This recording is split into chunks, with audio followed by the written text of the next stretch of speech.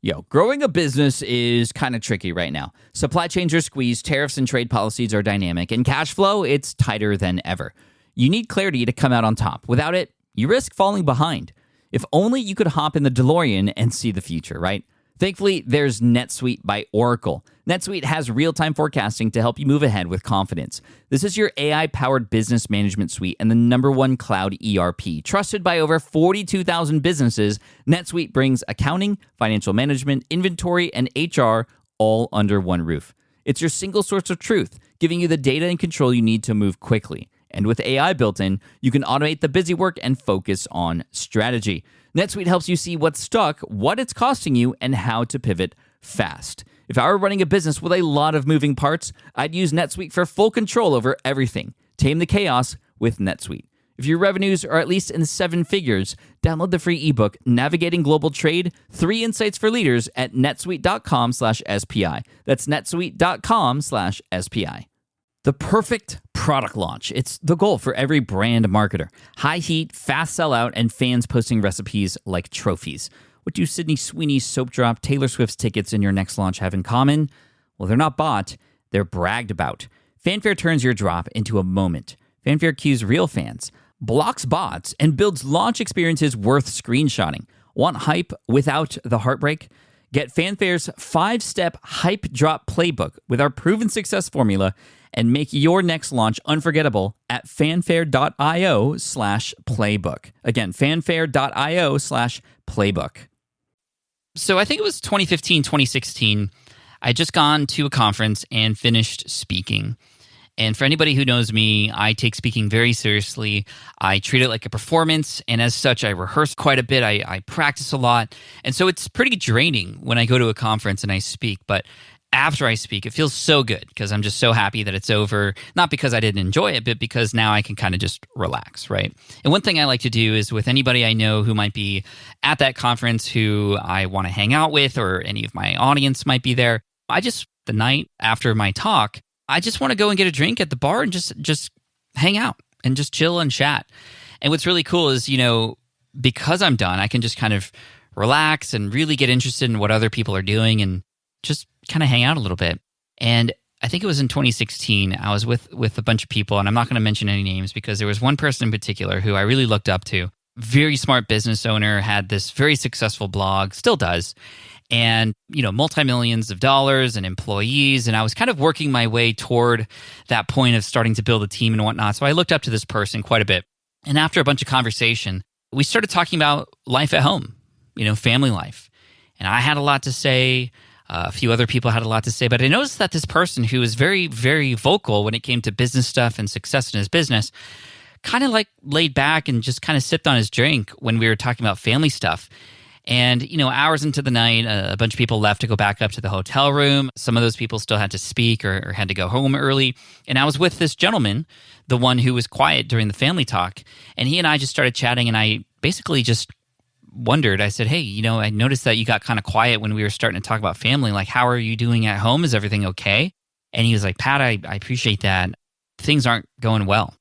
And I said, well, what's going on? I mean, we don't have to talk about it if you don't want to. He's like, no, it's fine. It's, my business, and, it's just taken over my life. It's going extremely well. And I see my assistant every single day, but I don't see my kids every single day.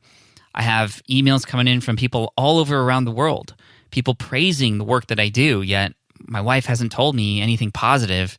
And, we haven't had intimate relationships in a very long time. So it's just like, wow.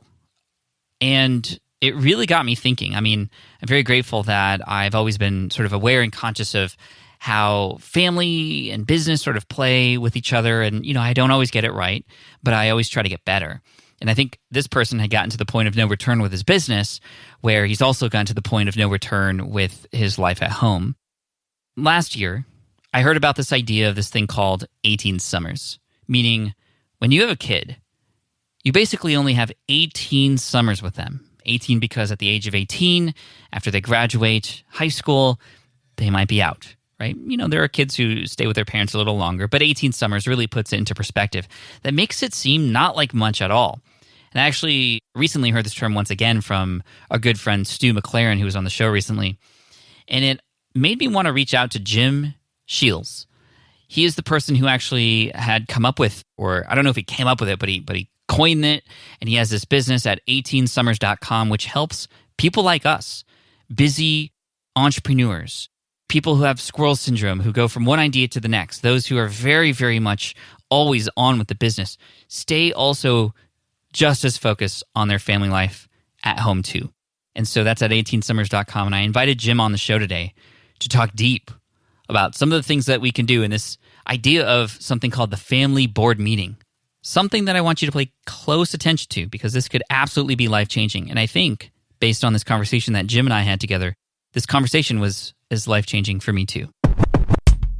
Welcome to the Smart Passive Income Podcast, where it's all about working hard now so you can sit back and reap the benefits later. And now your host. He's an adult fan of Lego and isn't afraid to admit it, Pat Flynn. With running your own business, legal questions always come with the territory. Like, can I use this contract or agreement? What do I do if a client doesn't pay? Am I even structured the right way for taxes? Instead of Googling your way through legal landmines, imagine having a law firm ready to address your business's legal needs without the sticker shock. That's what you get with Legal Shield's small business plans. Legal Shield helps entrepreneurs access real legal help on contract reviews, collection letters, business formation guidance, and even help navigating IRS audits. Members can schedule consultations, upload documents through the app, and get support from a provider law firm that knows small business laws in your state. Plus, consultations on taxes or trademarks help you stay ahead of potential problems. And if a client is late on a payment, Legal Shield steps in with professional collection letters so you can protect your hard-earned revenue, all for a fraction of the price of hiring a lawyer on your own.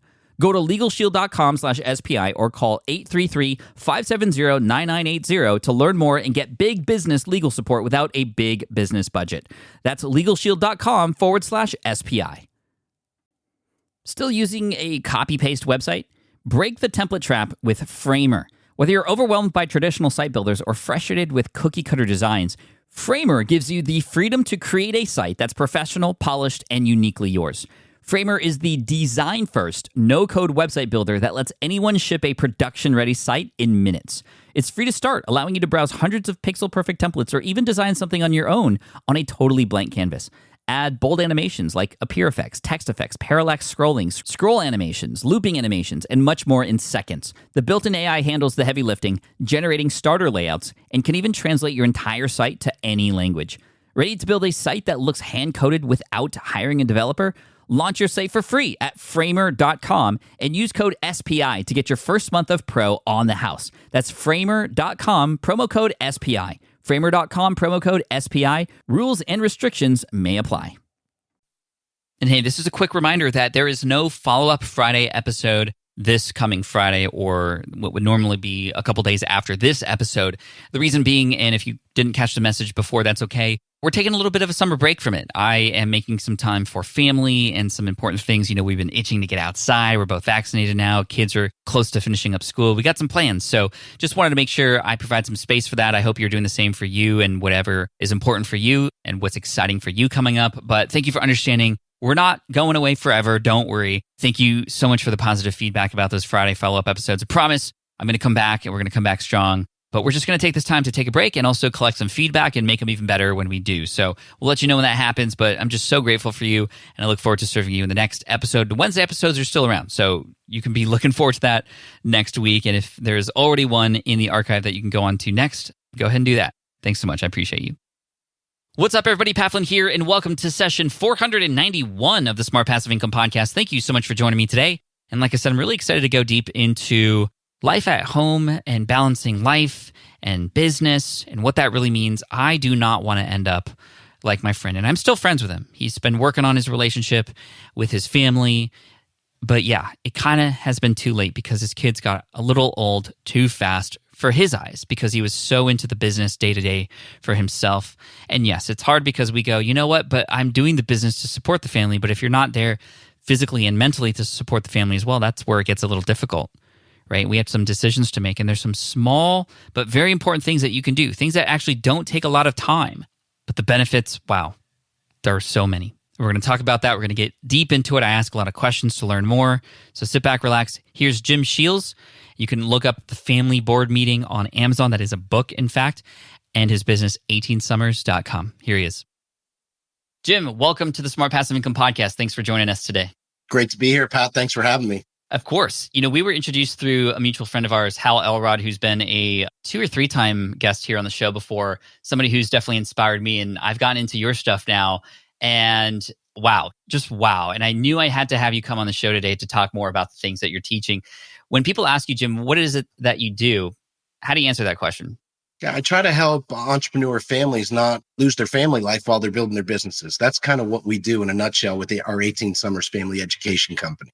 18 Summers, what I keep hearing about this 18 Summers. I know what it is. Can you share with the audience? Because this is probably going to set the framework for all the things we're going to talk about today. What does 18 Summers mean? Yes, Pat, 18 Summers is the best math equation that's ever come to me. And it was a mentor of mine that said, hey, just remember, as you're doing these family things, you only have 18 summers, because there's actually studies that show 85% of the time the average person will ever spend with their child comes at the end of their 18th summer. So that just shows that your ability to connect with them, it starts to go when they're adults. So not all the years are created equal. So you want to make the most of that time. I know you have a son and a daughter, and they're starting to grow in age. And when you think about it, you're like, oh, I have lots of time with them. But even if they're 5 years old and you take that math equation, you go, only 13 summers left. It puts a positive motivation under you. And that's what it's all about, is positive motivation and realizing the years are not all created equal. There's been a bad myth out there for us entrepreneurs, put your head down, work hard for the next 5 or 10 years and your family will understand. I think that's terrible advice. As you grow your business, your family's got to come with you. Yeah, where do you think that comes from? Because I know that's the excuse even I once made, like, now is the time to work, right? We talk about it, okay, we're putting in the work now so we can reap the benefits later, but then later might be too late. So where does this sort of idea come from? Is it hustle culture? Is it like, where is this even stemming from? This, like, it shouldn't family be the most important thing, but then we don't make it that. Yeah, it's funny. I don't know, Pat. I think it was like a badge of honor to say, I worked this many hours this week. I sacrificed all that. And there is some honor and respect in that. But I think it has almost been a point where entrepreneurs think, if I admit I spend so much time with my family, then I'm not really doing what I'm supposed to do. And I have the opposite opinion. I say, if you're building your business the right way, you should be spending real good quality time with your family without guilt all along the way. Yeah. It sounds easier than it is, though. We Sure. know this. How does one balance building a business while still trying to remain there as a father or a mother? Yeah, I mean, that's a great question. And the thing I've seen, Pat, people want to learn how to have a great podcast. They go right to you. You know how to teach them how to do that. There's lots of great information out there for us real estate investors, for marketers. But I found for the entrepreneur, there was very little to turn to how to keep an effective family life. So that's what we did with 18 Summers. So what I found, the number one way that I have found to keep family life strong and growing is to tie to some really simple principles and put some really strong, dependable rhythms into your life. And that can get you 80% of the way there. So let's talk about some of these things. Obviously, everybody can go and should check out the book, The Family Board Meeting. I do want to talk about this actual thing called the board meeting within the family, because board meeting comes from the CEO business space, and we're bringing that into our personal lives now. But you talk about rhythm, you talk about some principles. What are 1 or 2 of these that we should all be paying attention to? Yeah, we're going to talk about rhythms today, I'm sure. So a couple of rhythms, like last night, was date night. Every Wednesday night, 5:30 to 8:30 is date night with my wife. You can't get me. I'm not available. And I really keep that sacred. That's our time to connect. That every Wednesday date night. It's amazing. I go to events and they say, oh, I'm having some marriage issues. And I say, when's the last time you went on a date? Oh, I don't know, 8-9 months ago. And it's funny, we'll brag about, we have these meetings in our business. And I say, well, when's your meeting with your wife every week? And they don't have the answer. So that's one. Another one is, I have just found quality time with my children has to be scheduled. And in my book, I talk about this simple thing, the family board meeting, where I'm trying to make sure my children stay on the forefront of my life, my attention. I'm ADD, I'm an entrepreneur, so I can get hyper-focused, but that's my other rhythm. So there's only about, again, when people hear rhythms, Pat, they might get overwhelmed and say, oh God, I'm going to have to put together 25, 30 rhythms. I'm talking about maybe 3 or 4 that hold my family life together for the most part. It's so interesting because when we start talking about putting date night on the calendar, putting time with your kids on the calendar, it almost, in a way, I know the initial reaction often is, Wow, you must be like not so disciplined enough. Like you can't even like just put your kids in your regular day. You have to like put it on a calendar. That's almost like, losing, if you will, because you can't even manage it on your own. But I know the opposite to be true. I have to do this because, like you said, we're all sort of ADD entrepreneurs. Like if it's not in the calendar, it doesn't actually get done, and that those lines get blurred very, very easily. So use the calendar. And date night, I think, is very, very important. I think that perspective and that question, I want you all listening right now to ask yourself, when was the last time you had a meeting with your partner? If that is not taken care of as much as your business is taken care of, well, then what really is more important to you? We got to actually just bring some perspective there. And that might actually make a few people listening kind of feel it in their gut right now. Like, ooh, that's not good. So how do we start to change things? Because this is a partnership, right? Especially for those who are working closely with a spouse to become a good parent and make things work. How do we bring our other half into this conversation? I would imagine that, hey, we should have a meeting every single week might sound a little bit off-putting in many cases. Sure, sure. Well, first of all, getting back to what you said, that which we schedule gets done. I mean, could you imagine if you had like 3 main clients in your business and you never scheduled time to talk to them? It just wouldn't make sense. You would say, well, that's irresponsible. So I see my family as my biggest investors, clients, key team members in my business. So I want to put them at the forefront. And that might seem impersonal, but it's really not, because again, that which we schedule gets done. I have found that people go, oh, if I put date night on the calendar the same night every week at the same time, it's going to get boring. It's not, it's not going to be exciting. I found the opposite. I don't like to mess things up, Pat, and I will mess things up because again, ADD entrepreneur, probably like a lot of people listening, but that brain clicks every night and go, oh, it's Wednesday, 5:30 to 8:30. It's hard for me to mess up. So the first thing I do with a spouse, especially, is saying, hey, I love family. We have 4 kids. You have 2 kids. We love being with our family, but you got to separate the parts to strengthen the whole, especially with the marriage. And that regrounding of 1 date a week where you plan it, you go out, both your phones are off, and we'll talk about some of those principles, should be an easy buy-in. I mean, most spouses would love to know from us busy entrepreneurs that every week there's one time that's just carved out for us to have the deeper conversation, to not talk about the weather, how did the kids get to school today, who was cleaning the backyard, none of that, but the deeper things. And we can talk about some ways to get deeper on that. But the first thing is just to explain, let's set something in stone and stick with it. It's so funny because my wife and I had done date night for years until the pandemic, when now we're stuck at home and hopefully we're going to get out of this soon. So we haven't gone on date night in a while. And I felt like definitely there's been something missing because it's definitely been a part of our schedule. It's every Thursday for us. Kids go to grandma's and then we get some time alone. Interestingly enough, though, most of our conversation happens to be about the kids. And that's good and bad. How do you, during date night, actually tap out of work and kids so that you can both be together fully? It's a great question, Pat. And my wife and I went through the same thing. And a few years ago, we had date night down, we were following it, but you get trapped into that kind of surface stuff. So what we started to do is we started a tradition called, and we don't call it date night now, we call it date night with a question. Ooh. So we started to go, before we would go on the date, we'd go online and look at different lists. And then we started to compile, and we would go on the date with 1 or 2 deeper questions, not what is your favorite color? Or what was the temperature today? It'd be like, name the time that you finally figured out you were in love with me, or it might be something, name the best 3 vacations we've ever gone on together. Name a time that you were really going through a hard time and you felt like I wasn't there for you.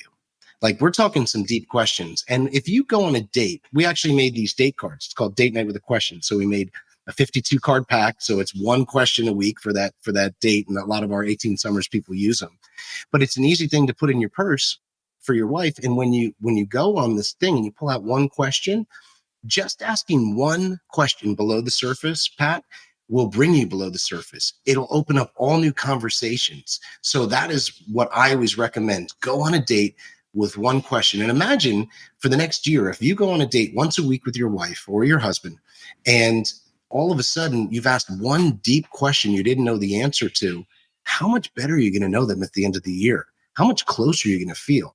The answers I've gotten on questions from, who was your most inspirational teacher as a kid and why? What was it like growing up as a child in your home? What would be the top 3 words that you describe it? I mean, we're talking really get to know, because I don't ever want to stop dating my my wife, Pat. I really love her, but she's my friend too. And I just want to keep getting to know her. And that one question is a great way to do it. How old are your kids, Jim? Yeah, kids range from 4 to 17. So we have quite the range. And how old are your kids again? My kids are 8 and 11. Okay. And I'm curious because this check-in with your wife every week, the date night, obviously very important, and a rhythm that you have. Do you have something similar with the individual children that you have? I've seen some families actually have date nights with the kids and just like one kid, like one will watch the others, and then you and your daughter, for example, could go out and have a dinner together and have your own version of a date night. Is that something that you recommend as well? Well, that's what the family board meeting is all about. So if you read my book, let me just tell you the quick story. So my wife and I were brought together many years ago, fell in love instantly, and she was a single mom with full custody of 2 beautiful little boys. We hit it off instantly. And long story short, I ended up adopting the boys, fell in love. It was great. But here I was running a big business, wanted to stay in touch with them. They had gone through some tough times, that weren't their fault or my wife's fault, but I really wanted to be there for them. And so what I did was I said at Christmas, our first Christmas together, I made these coupons and I called them quality time coupons. And I gave them to them on Christmas morning. And I said, these are your board meeting coupons, quality time coupons. And they're like, well, what's a board meeting? I said, well, for my business or businesses, they get together every 90 days to reunite the team and look ahead to the next 90 days. I mean, they're 7 and 5. They're not really getting it. But I said, you cash one of these in every quarter. What's every quarter? 90 days, every 90 days. And we get to have a day that you plan, my phone's off, and that's what we do. So my book is about every quarter, Pat, I get together with my children for one focused day with them, just us. And that has had huge results in my life. I mean, for your listeners to know, for the first year when I came into my oldest son's life, he was a terrible student, close to failing.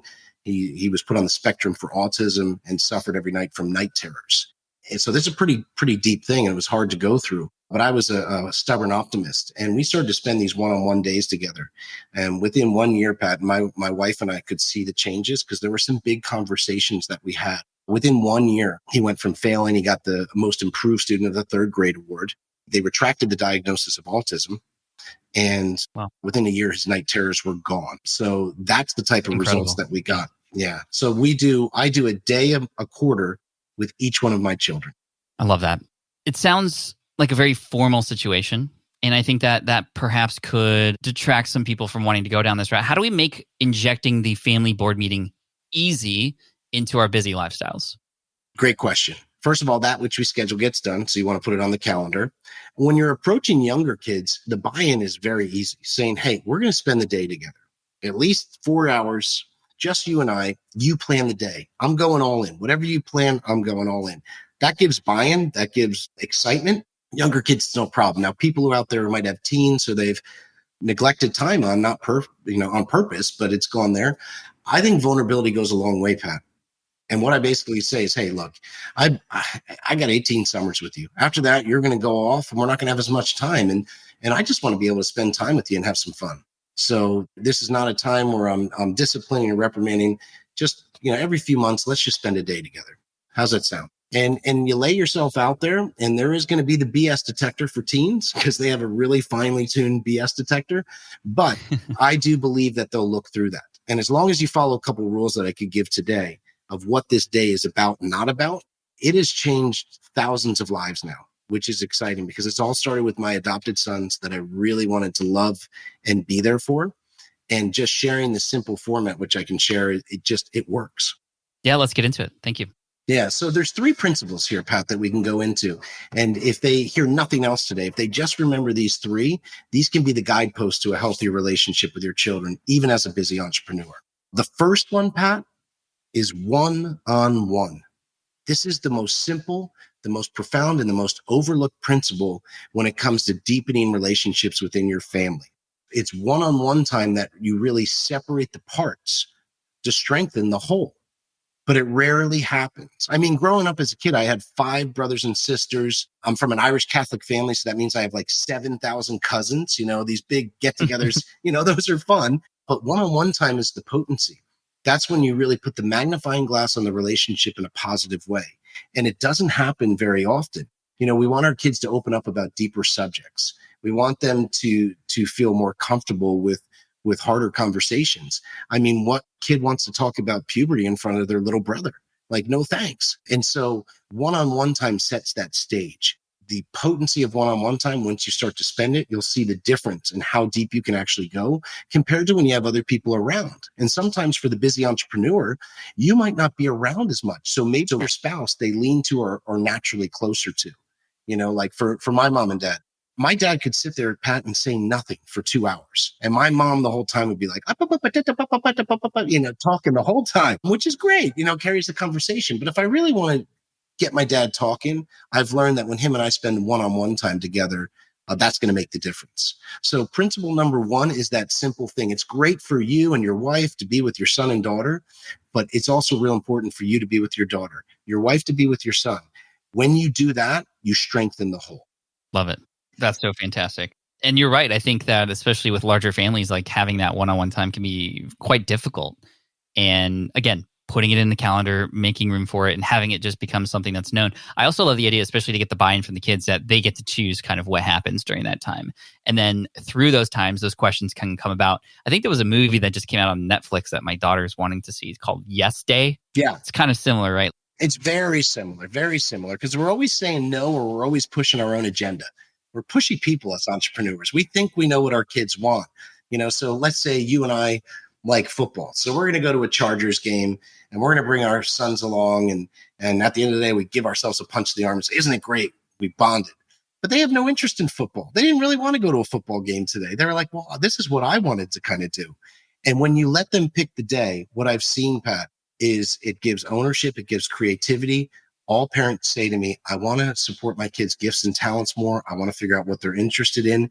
If you start to let them plan a day with you every quarter, you're going to start to have that rise to the top. I mean, my oldest son, he started to choose fishing.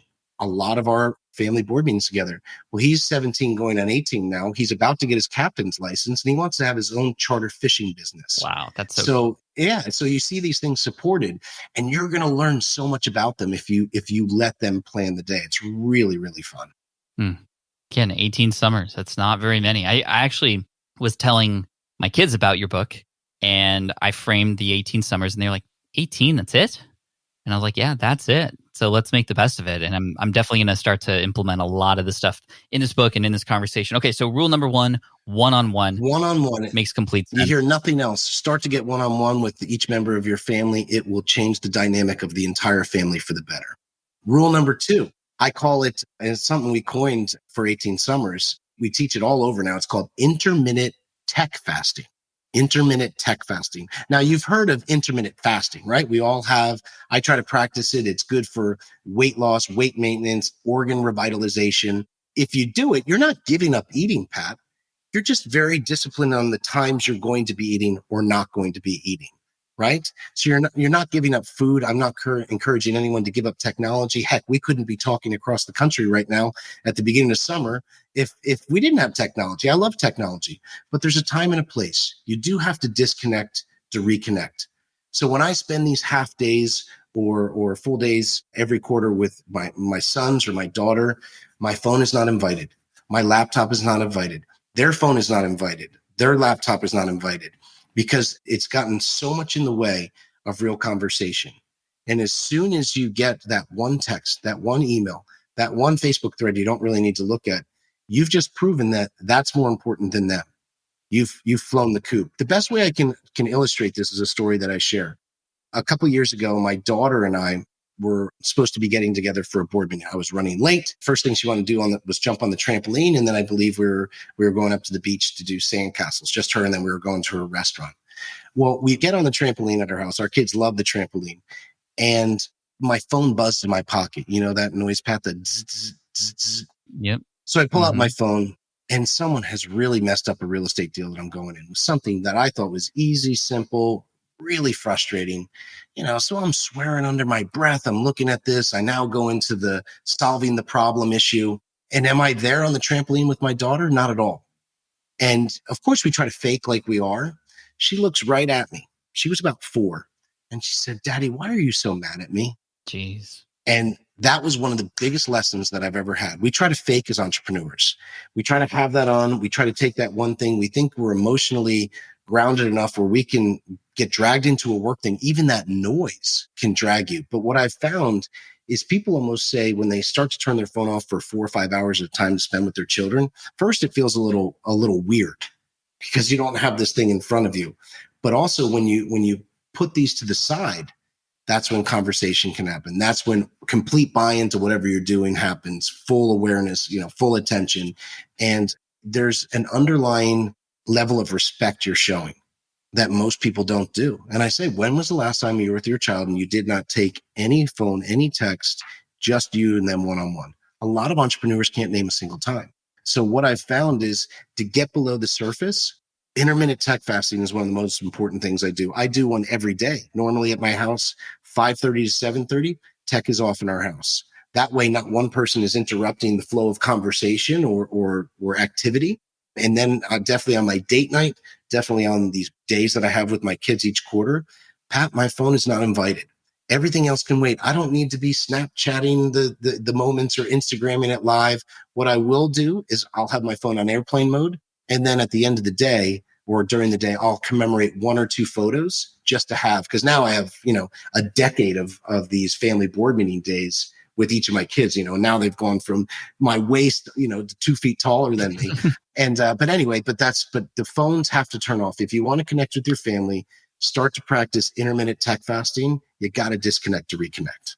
I love that idea. I mean, the same thing happened with me with regards to email. Always checking email because the next email might be the thing that could change everything, or there could be an emergency I might need to take care of or what have you. And the phone is even worse because, those notifications just interrupt everything you're doing. And I've come to learn that a few hours away from the device doesn't ever mean something's going to blow up. Like I can always take care of it later, typically, even if it's an emergency, even just a couple hours away from it. I'll get back to it. I'll be able to take care of it, and we don't let other people interrupt our time. And so thank you for that validation, because that's really key. But that's the big thing for me. It's like, well, if I don't get back right away, that's okay. And I think it's hard because entrepreneurs, especially in the beginning, were taught that the quicker we reply, the more we're in front of people, the better our business will be. But at what expense, right? Yeah. And I think that's true in the very infancy phase. What I've actually found, Pat, and I'm sure you've seen as well, sometimes if I step away for a few hours and there's an issue, I've actually come back from a family board meeting or a date night,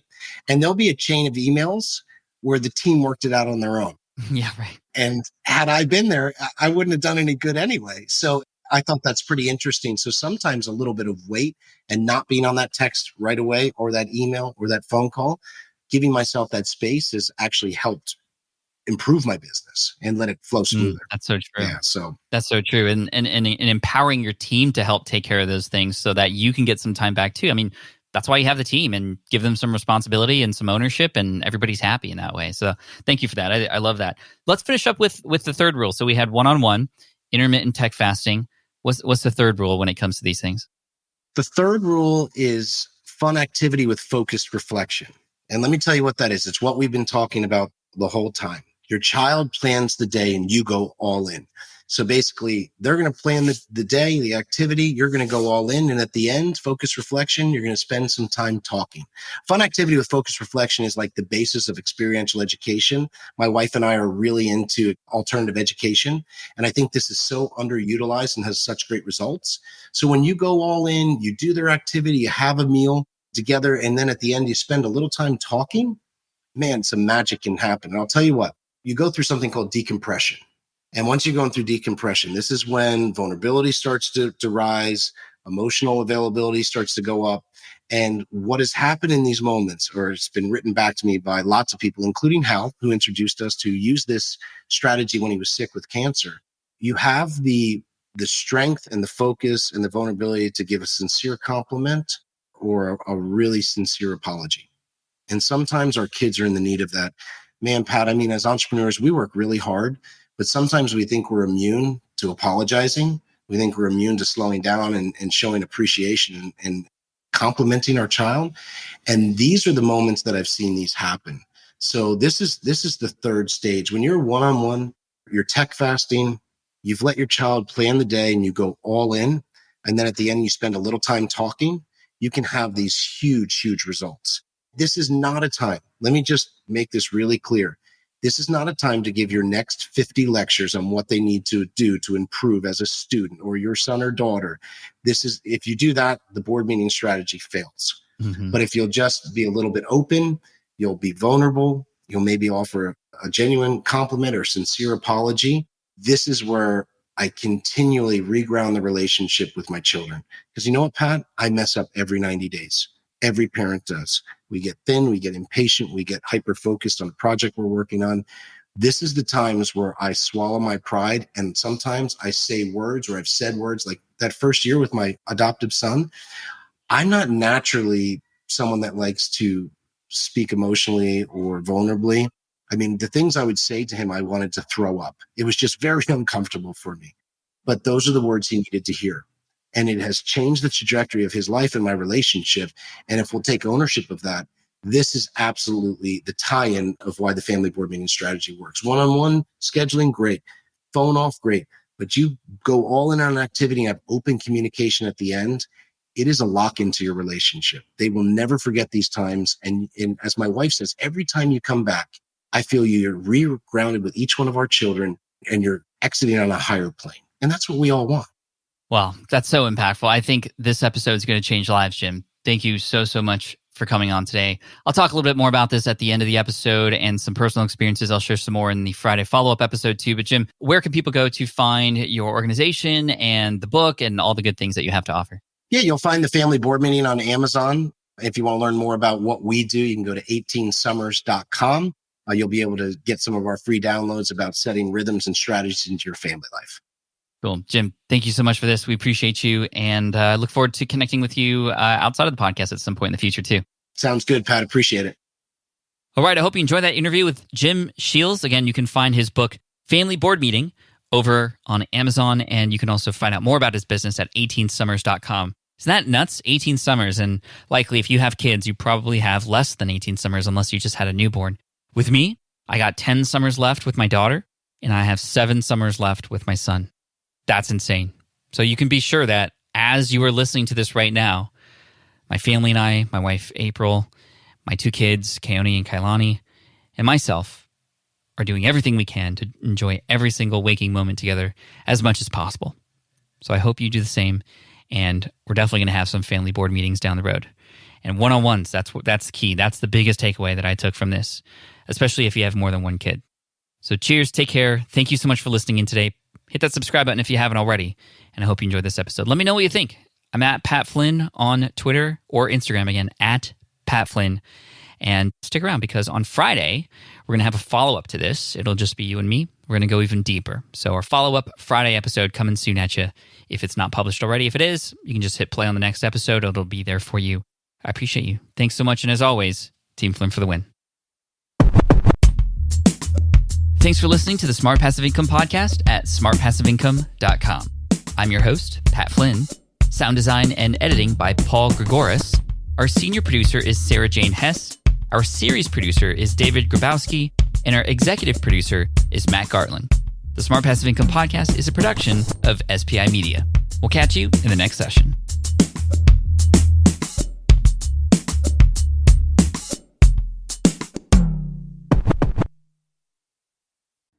I get it. You want to grow your business, but selling at scale feels overwhelming. You're drowning in complicated funnels, creating different lead magnets, or constantly posting on social media. And that gets exhausting fast, especially when you're trying to sell to hundreds or thousands of people. But what if you could sell at scale with a simple, powerful quiz? A score app quiz or assessment asks your audience key questions and gives them instant personalized results based on their answers. Your audience gets to know where they are now and shows them the steps they need to hit their goals. You can set up a quiz in minutes using Score App's templates and have a powerful lead magnet that'll do the selling for you. The best part is your audience actually wants to take this quiz, and you build huge amounts of trust before you even make a single offer. No hard sales, no chasing leads, just value at scale.